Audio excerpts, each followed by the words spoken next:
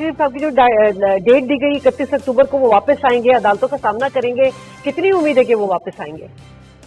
मुझे ऐसा लगता है कि नवाज शरीफ साहब के वापसी के प्लान में कोई तब्दीली नहीं आएगी कल के फैसले के बाद भी। मुझे ये भी लगता है कि ये जो कल का फैसला है वो हो सकता है कि इस फैसले ने उनको जरा सा परेशान तो किया होगा, लेकिन हैरान नहीं किया होगा।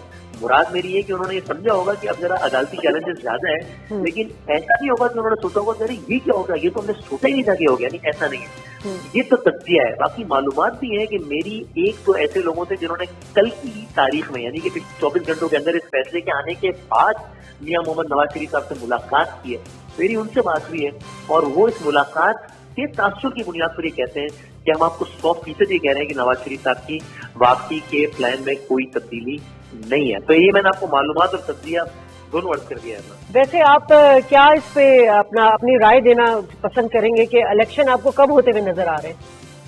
मुझे ऐसा लगता है कि ज्यादा से ज्यादा मार्च से पहले इलेक्शन पाकिस्तान में यकीनन हो जाएंगे। मार्च में रमजान भी है, उससे पहले इलेक्शन हो जाएगा, ज़ाहिर है रमजान के नीचे नहीं हो सकता। मार्च में सेनेट का इलेक्शन भी है। तो मुझे लगता है कि अगर ये मामला बहुत ताखीर का शिकार भी हुआ तो फरवरी तक जाएगा, इससे आगे नहीं जाएगा इलेक्शन का। ठीक है।